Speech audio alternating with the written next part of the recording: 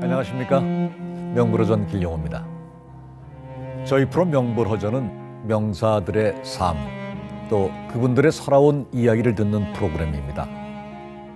비단 저희 명불허전뿐만 아니라 살면서 우리가 나누는 대화의 대부분이 어떻게 살아왔는지, 또 앞으로 어떻게 살아갈 것인지에 대한 내용입니다.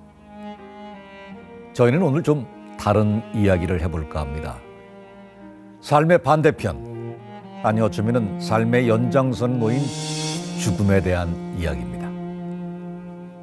그 사람이 살았을 때는 들어볼 수 없는 이야기, 왜 죽었는지와 어떻게 죽었는지를 들어주는 유일한 사람. 네, 명불허전 오늘은 법의학자 유성호 교수님을 모시고 이야기를 나눠보겠습니다. 안녕하십니까? 네, 안녕하세요. 저희 명불허전에 나와주셔서 감사합니다. 아유, 초대해 주셔서 감사합니다. 네.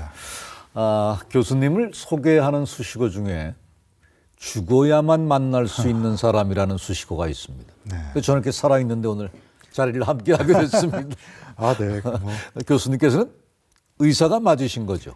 네, 뭐 죽는 사람을 본다고 그래서 네. 뭐 의아해하실 건데 그래도 의사가 맞습니다. 네. 네. 뭐 의사 중에서 좀 특별한 거죠. 죽는 사람만, 죽은 사람만 네. 보는 그런 의사라고 생각하시면 될 것 같습니다. 살아서 아파서는 절대 만날 수 없는 사람. 만나셔도 되는데 큰 도움은 안 되죠. 그렇습니까? 정확하게 법의학. 어떤 학문을 가지고 법의학이라고 얘기들 하나요? 네, 뭐 용어에서 추측하실 수 있듯이 의학의 한 분야인데 법률에서 필요한, 법률의 적용에 필요한 어떤 분야를 제공하는 응용학문이라고 보시면 됩니다. 그러면 법률에서 가장 의학한테 요구하는 게 뭘까? 뭐 이런 걸 생각해 보시면 아무래도 형사법적으로는 사망 원인, 예컨대 뭐 진짜 누군가 위해를 가했을 때 그 사람이 범인인지 아닌지 뭐 이런 걸 하기 위해선 희생자에게 어떤 정확한 정보를 얻어야 되니까 그런 부검으로 대표될 수 있는 뭐 그런 학문을 말합니다. 부검을 전문으로 하시는 의사. 이렇게 얘기할 수 있을까요? 그렇습니다. 뭐 제 주요한 게 부검이니까요. 네. 네. 이게 참 시신을 이렇게 만지시는데 어떤 두려움이나 이런 건 처음에 혹시 없으셨는지 여쭤보고 싶네요. 제가 운이 좋게 네. 그런 게 없었습니다. 많은 분들이 물어보세요. 네. 뭐 그런 거 없냐고. 근데 저는 다른 분들도 없는 줄 알았어요, 사실은. 네. 왜냐하면 그분이 살아계셨던 분이니까 당연히 또 저한테 오신 분들은 이유를 밝혀드려야 되는 분이니까 이게 당연히 해야 되는 거 아닌가 하고 저 말고 다른 분들도 없는 줄 알았는데 네. 제가 군대에 있을 때도 부검하는 군의관이었습니다. 네. 근데 그때 저를 도와주시던 이제 준이 분께서 바뀌셨는데 새로 오셨는데 그분이 부검 며칠 하시더니 밤에 귀신이 보인다고 그러셔갖고 저는 그때 알았어요. 다른 분들도 이렇게 무서워할 수도 있구나 하고 그래서 저는 그런 게 없었나 봅니다. 아마 성격상. 네. 천상 부검이로 태어나신 것 같습니다. 그런데 사실은 저는 공포 영화는 무서워서 못 봅니다. 그렇습니까? 네. 저는 참 너무 무서울 것 같아서. 역할 많이 해보시지 않으셨나요? 아니요, 저는 부검하는 역할은 못 해봤는데. 네네. 우리 교수님 처음 인상이 너무 후덕하고 좋으셔서 그런 거 하려면 좀 강하고 막 이래야 될 것 같은데 네. 안 어울릴 것 같은 생각이 듭니다. 그런 말씀 많이 하세요. 네네. 많은 분들이 뭐 법의학자 그러면 왠지 좀 비쩍 마르고 날카롭고 네. 뭐 뭔가 이렇게 안광이 형형한 뭐 이런 사람일 것 같은데 제가 그냥 쉽게 말씀드리면 그냥 동네에서 평범하게 볼 수 있는 네. 그런 인상인데 뭐 그렇게 생기신 분 못지않게 네. 열심히 하려고 노력하고 있습니다. 우리가 뭐 흔히 이제 드라마나 영화를 통해서 보면은 일반적인 죽음처럼 보이는데 법의학자가 사망자의 몸에서 뭔가를 발견하고 이것은 타살입니다. 뭐 이렇게 밝히는 경우가 종종 나옵니다. 이런 경우가 많이 나오시죠? 뭐 있습니다. 뭐 그런 경우가 뭐 꽤 있고요. 네. 뭐 어쩔 때는 뭐 결정적인 단서를 제공할 때도 있고 이미 이제 수사 과정에서 범인을 이미 확보한 상태에서 그 기소 또 공소 유지를 위해서 저희가 법의학이 정보를 제공할 때도 있고 다양한 형태로 제공이 됩니다. 네. 이 외과도 말씀입니다. 뭐 일반외과, 정형외과, 뭐 성형외과처럼 이렇게 많이 분야가 세분화되어 있지 않습니까? 그러면 법의학 분야도 이렇게 세분화되어서 나눠지나요? 네, 세분화된 분야가 있습니다. 예를 들면 제가 하고 있는 부검 같은 경우는 법의 병리학이라고 부르고요. 또 그 밖에 법의 유전학이라고 그래서 뭐 예를 들면 화성 연쇄살인 사건, 뭐 네. 이춘재 씨, 뭐 이런 것처럼 이 DNA가 과연 이 누구의 DNA인지 또 이 DNA를 갖고 뭐 색깔, 머리 색깔은 어떤지, 눈동자 색깔은 어떤지 뭐 이런 것들을 추정하는 법의 유전학이 있고요. 또 법의 곤충학이라는 것도 있습니다. 그러니까 처음 들어보셨을 텐데, 네. 그러니까 곤충, 즉 곤충 중에서도 파리나 이 딱정벌레류는 시신과 매우 밀접한 관계가 있습니다. 네. 즉 시신과 관련이 있는 그런 곤충들을 연구해서 사망 시각을 결정하는 그런 학문을 법의 곤충학이라고 하고요. 또 그 밖에 뭐 법의 동물학, 또 법의학이 법률에서 요구한 거니까요. 법의 정신의학, 예를 들어 정신과 의사들이 하는 그런 분야도 법의학으로 함께 묶을 수 있습니다. 네. 범위가 굉장히 아주 넓군요. 넓습니다. 아, 교수님께서는 세분화된 전공은 혹시 어떤 것인지요? 저는 법의 병리학이랑 법의 동물학이라고 그래서 네. 동물과 관련된, 그러니까 독그러시면 조금 놀라실 테지만 뭐 치명적인 독도 있고요. 그다음에 이제 좀 저독성, 예를 들면 술 같은 거는 저독성인데요. 네. 이게 이제 인체에 미친 영향 이런 것도 연구합니다. 그래서 제 분야는 법의 병리학과 법의 동물학입니다. 저는 잘 이해가 안 되는 부분이긴 합니다만 저희가 이제 뉴스를 접하다 보면은 죽음의 이제 자연사, 병사, 외인사 등의 이런 단어를 듣게 됩니다. 사망에도 이렇게 종류가 다 나뉘고 있습니까? 네, 그 사망의 원인이라고 그러면 보통 우리가 아는 뭐 위암이라든지 네. 교통사고라든지 이런 게 있는데요. 그런 거를 법률적으로 분류를 하는 게 한 크게 세 가지로 분류합니다.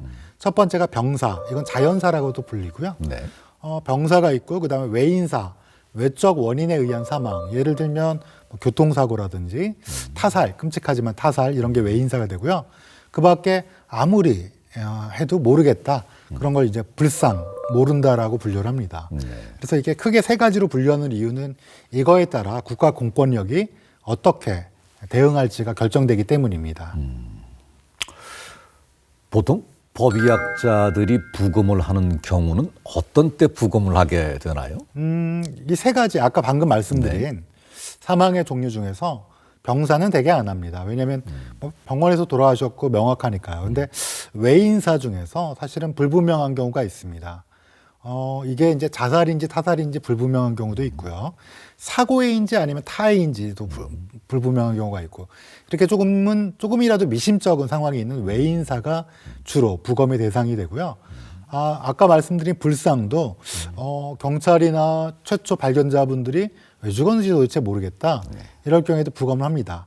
근데 병사에서도 저희가 부검을 할 때가 있어요. 갑작스럽게 돌아가신 경우에는 이게 진짜 병사인지 이런 경우가 있고요. 또 혹시 병사이긴 한데 병원의 잘못이 아닌지, 그러니까 쉽게 말하면 의료 과실이 아닌지를 판단할 때도 부검을 하게 됩니다. 그러니까 사망의 종류가 병사, 외인사, 불상인데 주된 거는 외인사지만 불상은 당연히 하게 되고 병사일 경우도 할 수 있다.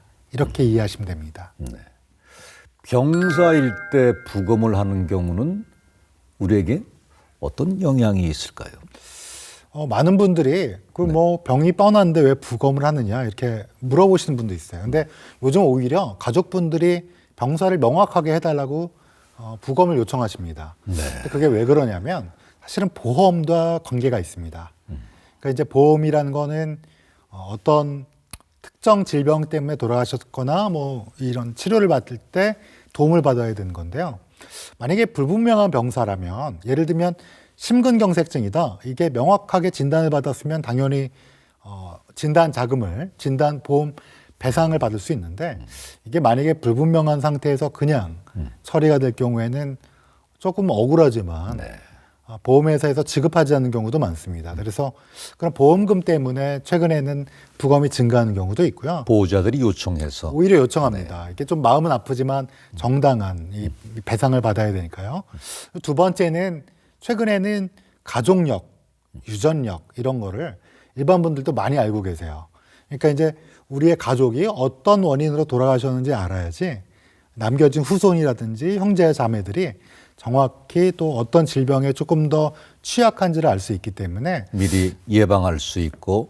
그렇습니다. 네네. 그러니까 그런 맥락에서 병사라도 부검을 하는 경우가 있습니다. 알겠습니다. 부검을 한 통계 자료를 근거로 보건 정책을 세우는데도 활용할 수 있다고 들었습니다. 어떤 경우에 그렇습니까? 근데 사망 원인을 알아야 되는 이유가 방금 보험 얘기도 했고, 그 다음에 가족력, 유전력 얘기도 했는데, 사실 국가적 입장에서 보면 사망 원인을 정확히 알아야지 세금을 제대로 쓸 수 있습니다. 예를 들어 우리나라에서 지금 사망 원인 1위는 암인데요. 암 중에 혹시 어떤 암이 1위인지 알고 계십니까? 아마 생경해서 잘 모르실 텐데 네. 예전에는 다 위암이라고 알고 계셨어요. 근데 사실은 요즘은 폐암입니다. 그러니까 이제 폐암이다 보면 폐암이 1위인 걸 알고 있으면 국가에서는 이걸 예방하기 위해서 금연이라든지 여러 가지 정책을 펼 수 있는 거죠. 사망 원인을 정확히 알아야지 세금을 제대로 쓸 수 있다. 이게 가장 중요한 이유 중에 하나입니다. 또 그렇게 연결이 되는군요. 그렇습니다. 어떻게 보면은 부검은 이 살아있는 사람들을 더 건강하게 잘 살도록 하기 위해서 예방하는 학문과도 같다. 이렇게 얘기할 수도 있을 것 같습니다. 명확히 정리해 주셨습니다. 그렇습니까? 네네. 법의학자 활약에 대해서는 우리가 뉴스를 통해서 종종 접하게 됩니다. 법의학자의 의견이 이 사건의 진실을 파헤치고 때로는 사회의 변화를 이끌어내기도 했는데요. 지금부터 그 이야기를 나눠보도록 하겠습니다. 과거에 군폭력 사태, 일명 윤일병 사건 큰 논란이 된 적이 있었습니다. 처음에는 부대 내 고참이 이제 빵을 먹던 윤일병의 머리를 한 대 쳤는데 그냥 순식간에 질식사했다고 알려졌는데, 근데 이 사건에 대해서 교수님께서 의문을 제시하셨죠. 사실은 이건 언론인들이 사실은 처음에 제기를 한 거고요. 근데 이제 그거의 명확한 근거를 위해서 제가 아무래도 도와드린 거죠. 그러니까 처음에는 그냥 단순 사망, 방금 말씀하신 대로 그냥 빵을 먹다가 체했다라고 생각했는데, 사실은 부검을 해보면 그 안쪽에 손상이 흔하게 말씀드릴 수 있는 전신 폭행에 의한 외상성 쇼크로 사망을 했다라고 볼 수밖에 없는 소견이었고, 군검찰에서는 처음에는 단순 폭행으로만, 그러니까 빵을 먹고 있다가 뒤통수를 쳤다라는 그런 것 때문에 그냥 단순 폭행이 아닌가 이렇게 생각했다가 나중에는 전신 구타가 있음을 확인하고 그게 결정적인 사망 원인이라고 알게 돼서 다시 살인죄로 기소를 하게 됐고, 살인죄로 선고를 받았습니다. 이게 돌아가신 분한테 다시 살려낼 수는 없어도 아마 가족분들에게 큰 위로는 됐을 거라고 추정됩니다. 네. 법의학, 부검을 통한 진실이 때로는 사회에 큰 영향을 끼칠 때가 있습니다. 혹시 우리 사회에도 그런 경우가 물론 많이 있겠죠. 네, 여러 번 있었습니다. 그중에 아마 대표적으로 많이 하신 분 사건이 1987년도에 있었던 박종철 열사의 죽음입니다. 아마 영화를 통해서 보신 분들도 계실 텐데요.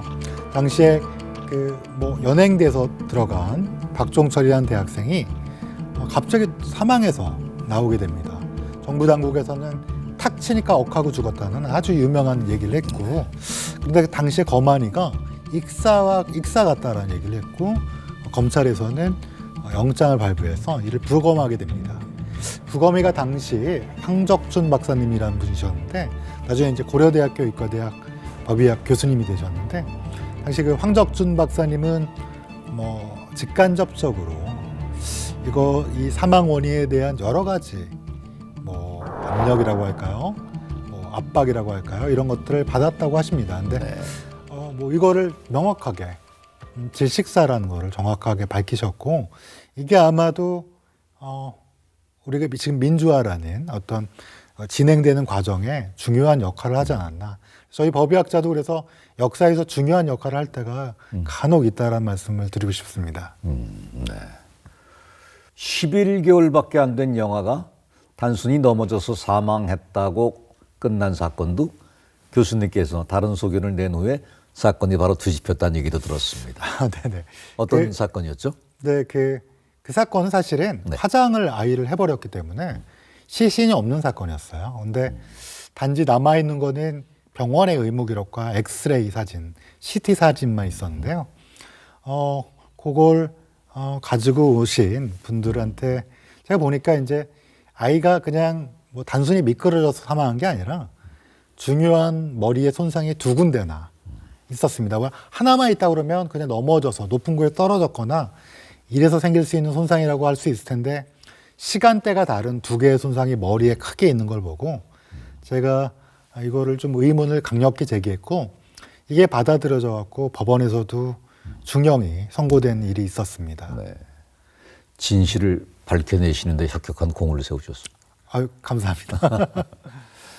타살의 경우에는 어떻게 죽었는지를 찾는 것도 굉장히 중요할 텐데 혹시 뭐 자상, 총상 같은 흔적을 직접 찾기도 하십니까?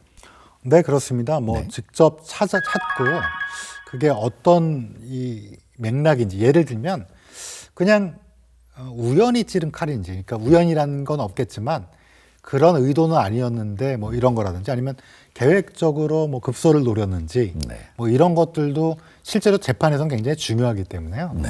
그런 것도 보게 되고 또 총상 말씀하셨는데 총상도 이게 자살인지 아니면 타살인지 가르는데 정말 중요하거든요. 그래서 그런 것들도 면밀히 관찰하려고 노력합니다. 우리가 이제 수술의 경우도 뭐 하다 보면 빨리 끝나는 경우가 있고 또 오랜 시간이 걸리는 경우가 있듯이 부검도 혹시 그렇습니까? 시간이 오래 걸리는 그런 부검의 경우 혹시 어떤 때가 그렇습니까? 가장 오래 걸리는 부검은 의료사고입니다. 의료사고는 사실은 저희 동료 의사들이 진짜 과실이 있는지 없는지를 판단해야 되고 네. 뭐 잘 아시다시피 요즘 의학은 정말로 세분화되어 있고 그 시술이 의과대학을 졸업해서 알 수 없는 경우도 많습니다. 전문의여야지만 알 수 있는 그런 시술도 많기 때문에 그런 의료 과실과 관련된 의료 사고를 부검할 때는 정말로 시간이 오래 걸립니다. 심지어는 제가 중간에 네. 공부를 다시 하고 와서 네. 멈추고 와서 자문이나 공부를 다시 하고 와서 부검하는 경우도 있습니다. 사인을 찾아서 부검을 하시다 보면 교수님께서도 이제 법정에서 직접 나가셔서 증언할 일도 계셨을 것 같습니다.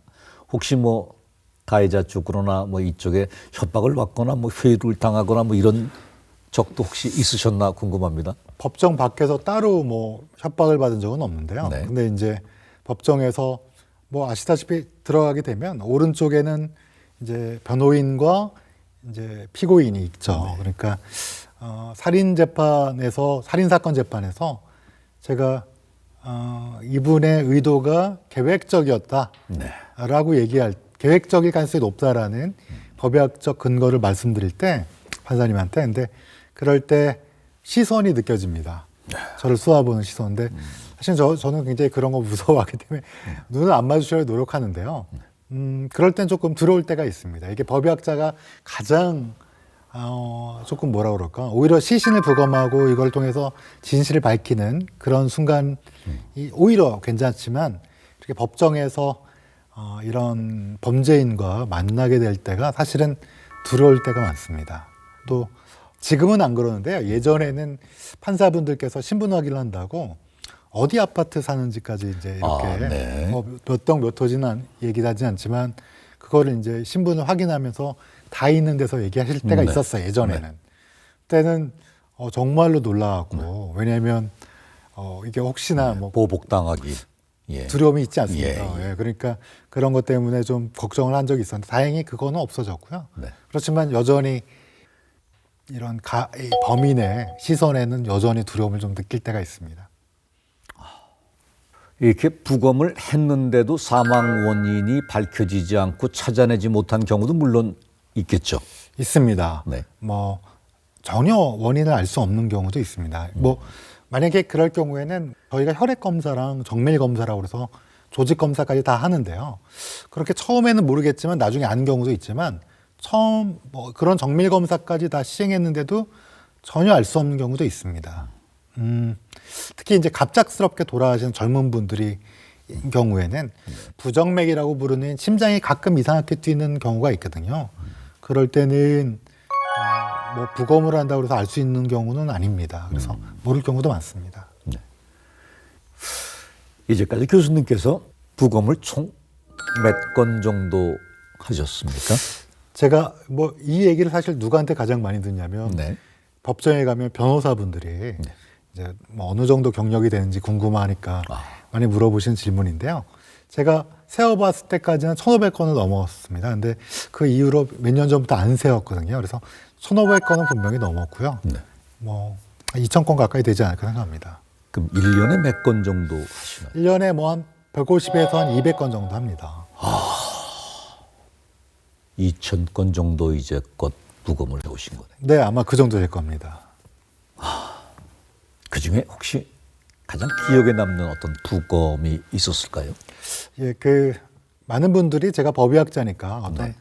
그 미스테리한 사건 뭐 이런 것들을 기대하시는데 저는 사실은 제일 기억에 많이 남는 사건은 의정부에서 발생한 화재 때문에 돌아가신 30대 어떤 여성분이 기억이 납니다. 네. 그 여성분은 아이를 비혼모 또는 미혼모라고 부르는 그 아이와 둘이 사시는 분이셨는데 그날 그 휴일이라 직장에 안 나가셨는데 아이랑 같이 계시다가 뭐 불이 나는 바람에 아이를 끌어안고 있다가 그 소방관에 의해서 구출이 됐습니다. 근데 정말 놀라운 건 아이는 한 7, 8살 대여섯 살 된 아이는 전혀 뭐 화상을 안 입고 외상이 전혀 없고요. 그렇습니다. 그리고 어머니는 그 불길 때문에 전신에 화상을 입었습니다. 그래서 한 3, 4일 정도 치료를 받으시다가 그만 돌아가셨어요. 근데 왜 부검을 했냐? 이 사연이 있습니다. 이 여성분은 사실은 보육원에서 자라셨고 또 이분께서 입양 파양을 2번이나 겪으셨어요. 그러면서 주민등록이 말소가 되는 바람에 사실 무적자였던 거예요. 적이 없던 분이었던 거예요. 그래서 이분의 자제분이 적절한 보상과 배상을 받으려면 이게 좀 명확해야 될 게 있어서 제가 부검을 하는데 이분의 눈가에 돌아가시 직전에 눈물이 맺혀있던 말라있던 그래서 아마 본인도 혼자 외롭게 자라셨던 분인데 자식을 놔두고 또 떠나시려고 하니까 얼마나 이런 마음이 아프셨을까 하는 마음에 저 속으로 굉장히 많이 울었고요. 사실 제가 부검할 때 형사님들을 많이 만나요. 형사님들이 당연히 처음에 오시니까. 근데 형사님들 뭐 많이 보셨겠지만 사실은 우락부락하고 조금 강인하신 분들이잖아요. 근데 저랑 그 얘기 하실 때 형사님도 우시고 사실은 굉장히 마음 아팠던 케이스였기 때문에 지금도 많이 기억에 남습니다. 모성애 때문에 본인은 돌아가시고 아이는 살리고. 그렇습니다. 예. 아이를 지키기 위해서 끝까지 꼭 얼마나 끌어놨을까 뭐 이런 생각을 했죠. 가시면서 제일 보람된 일은 뭐라고 말씀하실 수 있을까요? 가장 보람된 일은 아주 드물게 가끔씩은 있지만 저 때문에 뭔가 진실이 밝혀졌을 때 이럴 때는 정말로 가슴속 깊게 기쁨이 나옵니다. 그래서 그런 자부심 뭐 이런 것들이 있을 때가 있고요. 또 평상시에는 제가 이 일을 함으로써 분명히 누군가에는 도움이 되는 제 직업인데 제가 일을 하면 할수록 다른 사람에게 도움을 줄 수 있다는 확신이 있기 때문에 직업 중에 그런 직업 뭐 많겠지만 저는 굉장히 만족스러운 직업이다 이렇게 생각이 됩니다. 자긍심이 대단하십니다. 네. 자, 법의학 연구 내용이나 뭐 장비 등 현재 우리나라 법의학 현실은 한번 어떤지 말씀해 주시죠. 좀 아쉬운 점이 많습니다. 아무래도 저희는 이렇게 전국의 법의학자가 50여 명이 안 되는 분위기에서는 뭐 연구 지원이라든지 아니면 행정 지원이 상대적으로 열악할 수밖에 없습니다. 예컨대 이제 외국 같은 경우 우리가 절대 뒤지지는 않지만 이제 뭐 가까운 나라 일본이나 뭐 미국, 유럽 같은 경우에는 사후CT라는 게 지금 거의 보편화돼 있습니다. 아마 사후CT. 네네. 그러니까 익숙하지 않으실 텐데 많은 분들이 사망 후에 CT를 찍는 그런 검사 방법이 이제는 뭐 아주 보편화돼 있는데요. 우리나라에는 CT가 지금 2대 있습니다. 국립과학사연구원 서울에 있는 국립과학사연구원과 원주에 있는 국립과학사연구원에 딱 2대가 있어요. 근데 그 2대 가지고는 1년에 7천 명 정도 부검을 하는데 전혀 어떤 이걸 커버할 수 없고요. 외국 같은 경우는 이 CT를 통해서 굉장히 다양한 여러 가지 연구 활동과 실질적인 도움을 주는데 그런 면에서는 굉장히 안타까운 점이 있습니다. 조금만 정부나 아니면 이런 행정체계에서 도움을 줄 수 있다면 돌아가신 분들에 대한 어떤 이런 복지가 진짜 복지의 거의 가장 마지막 우리가 이루어야 되는 복지가 아닌가 이런 면에서는 중요하다고 생각합니다. 교수님의 말처럼 빨리 그런 장비나 이런 것들이 지금 개선이 돼서 일하시는데 훨씬 더 도움을 줬으면 좋겠습니다. 감사합니다. 자, 법의학자는 다른 의사와는 달리 아무래도 죽음에 대해서 그만큼 많은 생각을 할 수밖에 없을 텐데요. 이 교수님, 법의학자가 되신 후에 죽음에 대한 의미가 어떻게 좀 다르게 느껴지십니까? 네, 뭐 아무래도 일주일에 네. 꼬박꼬박 부검을 하고 돌아가신 분들을 보다 보니까 죽음에 대해서 사실은 여러 가지 것들을 관찰하고 그러다 보면 생각할 수밖에 없는 경우가 많습니다. 과거에는 뭐 죽음이란 거는 뭐 신을 믿는 종교가 있느냐 없느냐에 따라 달라지겠지만 결국은 과학적 입장에서 보면 생명 기능이 그냥 중지, 영원한 정지하는 걸로 생각을 했는데요. 최근에는 여기엔 사람이란 게 분명히 있고 죽음이란 거에는 어떤 인생의 마지막 엔딩. 우리가 태어나는 건 마음대로 태어나지 못했지만 죽을 때는 분명히 독립적으로 죽는 인생의 마지막 과정이 아닌가라는 생각을 많이 하게 됩니다. 네. 뭐 그동안은 사실 이 죽음이라는 것에 대해서 이야기하는 것을 좀 꺼려왔었는데 이제 우리나라에서도 많은 변화가 생기고 있습니다. 그중 하나가 바로 사전연명의료의향서입니다. 교수님, 저 연명의료라는 것이 어떤 건지 좀 설명을 해 주시죠. 연명의료라는 게 사실은 뭐 굉장히 중요한 겁니다. 어떤 뭐 질병이나 손상 때문에 뭐 혼수 상태에 빠지거나 굉장히 위중한 상태에 있을 때 이걸 연명을 통해서 지속적으로 치료를 하다가 소생시킬 수 있는 기회를 보는 건데요. 근데 여기서 연명의료 결정 또 사전 연명의료의향서를 얘기하셨는데 그 연명의료를 중단해야 되는 경우가 있습니다. 어떤 경우냐면 이게 어떤 극적인 열심히 치료를 하더라도 결국은 회복하지 않고 무의미한 연명의료가 지속될 경우에는 이를 중단해야 된다라는 것이 10여 년 전부터 계속 지속이 됐고 2018년에 와서 드디어 연명의료 결정법이라는 법이 시행되면서 연명의료를 중단할 수 있는 계기가 마련되었습니다. 우리나라도 이제 국립연명의료관리기관에서 사전연명의료의향서를 작성할 수가 있는데요. 이건 스스로 연명의료를 받는 것을 선택할 수 있다는 것인가요? 그렇습니다. 네. 19세 이상의 성년이라면 네. 연명의료를 스스로 결정할 수 있습니다. 그러니까 특정 시기가 왔을 때 무의미한 연명치료가 계속될 때 이걸 중단할 수 있는 걸 자신이 스스로 건강할 때 결정할 수 있는 게 사전연명의료의향서입니다. 여기 연명의료는 뭐가 있는지 궁금해하시는 분들도 있는데요. 몇 가지만 말씀드리면 심폐소생술 있고요, 인공호흡기, 혈액투석, 항암제, 그다음에 이제 혈압을 인위적으로 올리는 혈압승합제, 또 체외 생명 유지 장치가 있습니다. 이런 것들을 그냥 선택을 해서 내가 받지 않겠다라 그러면 이제 뭐 말기 상태에 있을 때 더 이상 의미가 없는 상태에서 중단할 수 있습니다. 네. 교수님의 강연이나 인터뷰를 보면은 항상 이렇게 죽음에 관련된 말씀을 하고 계십니다. 어떤 특별한 이유가 있어서 그럴까요? 글쎄요.